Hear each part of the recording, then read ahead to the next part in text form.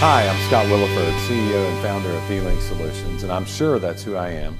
But this is Chad Massaker, and so hopefully you've been tuning in to a very lively conversation that we've been having about networking. And so where we broke off on the last segment was just kind of tying into that kind of concept of an inner circle of relationships.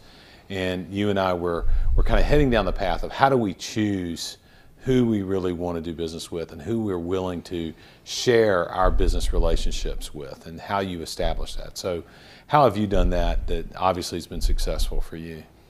Well, I think that, everybody has to do their time, as I mentioned earlier, in like their close contact networks like BNI and chambers of commerce and all that, and you can make good connections there, and I've made many good connections there.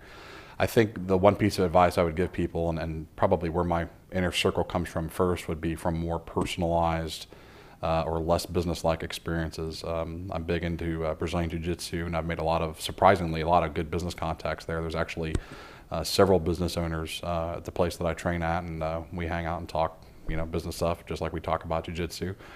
I'm a big cigar lover, so I started my own networking group, and it's just about sitting back and having a cigar and having a glass of bourbon and enjoying each other's company. And I wanted something that would be a diversion from like when you go to a chamber mixer or other types of mixers, there's a lot of card pushing, into your hand and stuff like that. And I wanted to kind of have something that was an alternative to that, where you'd be forced to sit down and actually have a conversation with somebody, which cigar smoking will generally allow to happen. So, which I guess probably brings me to another point is, go out and start your own networking event and do something that's fun for you and kind of take that leadership role. And it doesn't necessarily have to be business, but you'll be surprised at what business connections you make based on this group that you start. At the end of the day, I think sometimes around in the business world, we just look at people as business people, and we don't know that they have this whole other world or a whole other life going on, between their kids and their hobbies and their interests and what else is going on, political office, whatever it is.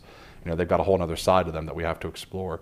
So maybe if you start with that, sometimes you can back into the business part. And I think those are probably the most powerful relationships, when they start that way and then go into business versus the other way around. It's interesting you say that. I've got a really good friend of mine that has done some incredibly good introductions for me. And while we did meet in a business environment, it was that relationship and that friendship and some of the things that we have in common, some of the passions that we have in common that connected us this sounds kind of weird, but at a deeper level in our friendship, and then our business relationship went further because of that. So you find that to be true as well? Yeah, absolutely. I think when you're out doing strictly business networking, I think there's a stronger tendency to keep score than there is when the relationship starts on a different level that's more personable and trust oriented, and you don't really worry about keeping score because you think in the back of your mind that dividends are going to pay off later. But I think, when you go to a networking group, there's definitely this kind of, they tell you giver's gain and you have that mindset, but, in the back of your mind, I think some people still kind of keep score a little more so there than they do on these personal relationships. They give themselves a little bit more time to invest in one another. Right. Well, and I think there's a balance, right? I mean, you need that accountability, especially in the business environments, the networking groups, the chamber. I mean, there is an accountability there to the organization. And then as those relationships mature and grow into other friendships outside of just that group, and where they have kids, or they enjoy jiu-jitsu or cigars, that's how that stuff really happens. So for somebody that's just starting out, let's say they just launched their new business, what would be the number one thing you would tell them to go do? Because we've only got a few seconds. I want to try to give them one really good takeaway.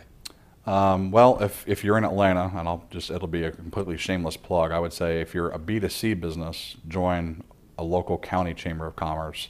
If you're a B2B business, then join the Metro Atlanta Chamber of Commerce, because it's a much wider net. I think it's like 16 counties or 27 counties. I forgot what the metro areas all involved, but it's a much more B2B crowd. But go join the chamber, get involved in their programs, whether it's local or the Metro Atlanta one, and start working everything you can in those groups. So there's a lot of value for, I think, a little bit of money. So you should get some really good ROI from either one of those.